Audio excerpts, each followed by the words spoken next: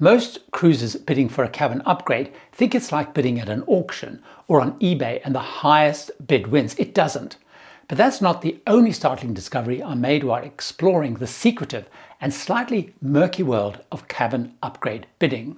Welcome aboard, I'm Gary Bembridge. Like me, I'm sure you get emails in the run-up to every cruise these days offering the chance to bid for a cabin upgrade. After discovering a fellow cruiser succeeded getting upgraded to the cabin grade I'd unsuccessfully bid for, but with a lower bid than mine, I set off to investigate how this really works. Clearly, something is going on that I was missing, and I thought if I could find out what, my chance of successfully bidding in the future would increase. On pulling up the bidding emails from 11 different cruise lines I'd received, I realized I'd missed something startling. The emails and the bidding page they led to not only looked surprisingly similar, but they all had a powered by Plusgrade notification buried in them too.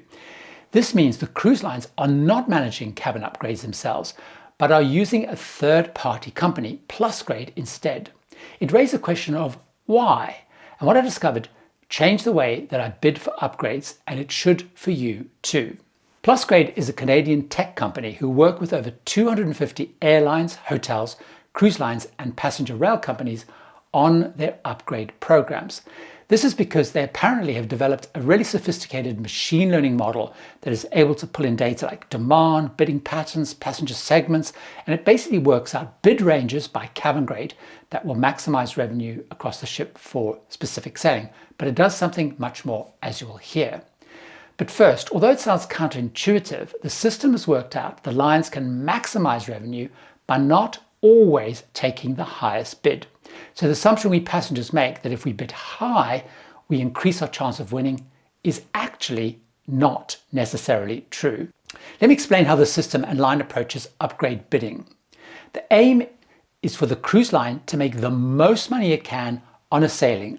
Of course, ideally by selling every cabin grade and every level. But if they can't do that and have unsold cabins, they use the upgrade bidding system to free up as many of the cabin types they know they can resell. The people in those cabins they want to free up may not be the people placing the highest bids. The Plusgrade system asks, if I move passengers in cabin X, will it make the cruise line more money overall? Or if I move passengers in cabin Y, will it make the cruise line more money instead? Let me give you a really simple example to explain because it does sound a bit confusing. Let's assume I'm in an inside cabin. I paid $500 for it. And you're in an Ocean View cabin that you paid $700 for. Let's assume we both bid for a balcony cabin upgrade. I bid $400 for the upgrade and you bid $500 for the same balcony cabin grade. Now you bid $100 more than me. If this was a straight auction, you of course would win, but it isn't. It all depends on what the demand shows or suggests the cruise line can do with our respective cabins. Let's assume that the demand tells them they can easily sell my inside cabin at the same $500 fare that I originally paid, but there's absolutely no demand at all for your Ocean View cabin and they could not resell it. The system would then accept my bid, even though it's lower than your bid. Let's have a look at why. Because the cruise lines basically would make more revenue overall. They would take $1,400 by accepting my bid, my $500 fare, the $400 for upgrade, and the $500 from reselling my cabin. But if they accept your bid, they will take $200 less revenue and would only take $1,200. The $700 fare for your cabin plus the $500 from the bid and nothing because your cabin will be empty from a resale. Obviously in practice this gets way more complicated and shows why they need a sophisticated system like Plusgrade that can factor in all the permutations and implications of multiple options, moving people across multiple cabins and so on. But they basically work out the combination through all of those moves that maximizes the revenue. But there is one key implication for us when bidding that we need to consider our current cabin and how attractive it is for our specific sailing to the line by having us vacating it on that particular sailing. If demand for our current cabin grade is high, perhaps because the line have oversold guaranteed fares for our grade, or the sailing is popular and sold out, all grades are showing as waitlisted, we're going to be way more successful in bidding if there are higher grade cabins free. In simple terms, the lower grades on a cabin are easiest for the line to resell. So inside and Ocean View cabins on larger ships and entry-level balcony cabins on smaller ships are the easiest ones to sell. But if you are in a prime location balcony cabin, midship, not under or near noisy venues, or you've got an aft cabin, these are also usually in high demand and prime for upgrade bids to succeed. Knowing this, if I can see on an upcoming cruise inside an ocean view and lower grade balcony cabins are sold out, but high grade balcony and suites are not, this is definitely a good cruise to actually bid for an upgrade. The line will want to be shuffling people up to the slow selling higher grades to release more easy to sell lower priced cabins. The challenge remains though, what level do you bid? While being the highest bid is not essential as you've heard, it still needs to be high enough. Now the slider scale used when bidding encourages us to bid high using words like fair, good, strong and excellent. But these are actually emotional triggers designed to get us to bid as high as possible based on what the Plusgrade system thinks people on our sailing are prepared to go. It seems from what I can establish that the minimum is best ignored and the maximum is almost certainly unnecessary, and often the maximum is higher or at least the same to just pay to upgrade. So the middle to upper middle apparently has the greatest chance of success. But before bidding any amount, check what it will cost you to simply pay to upgrade. I've met many people who've bid and paid more through the bidding process than just paying simply to upgrade through their travel agent or the cruise line.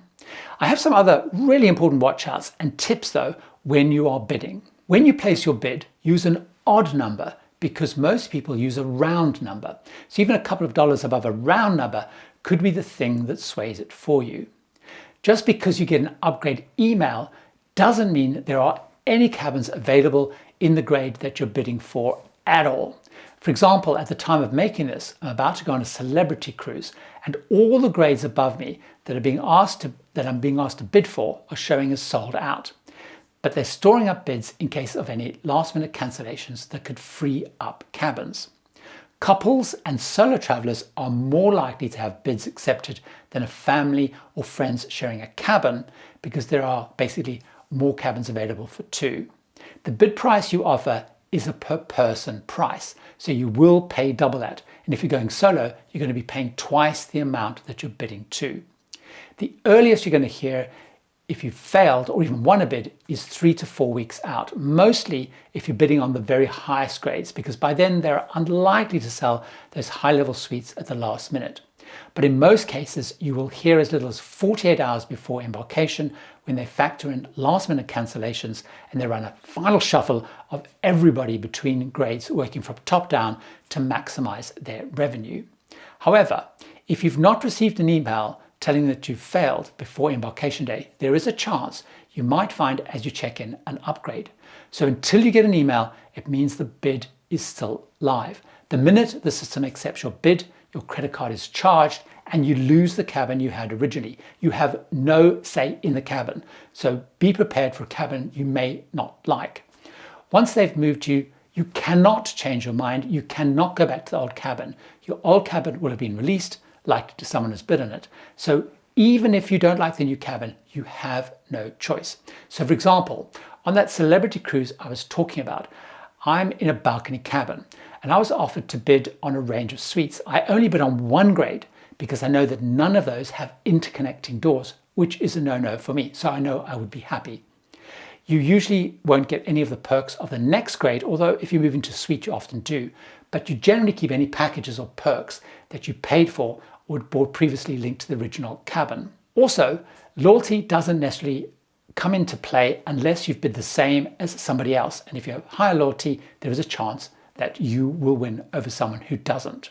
As upgrade bidding is so hit and miss, I think it's better to focus on other ways to get an upgrade where you have much more control. Now there's a bunch of things that work for me, so join me over in this video to find out what they are. See you over there.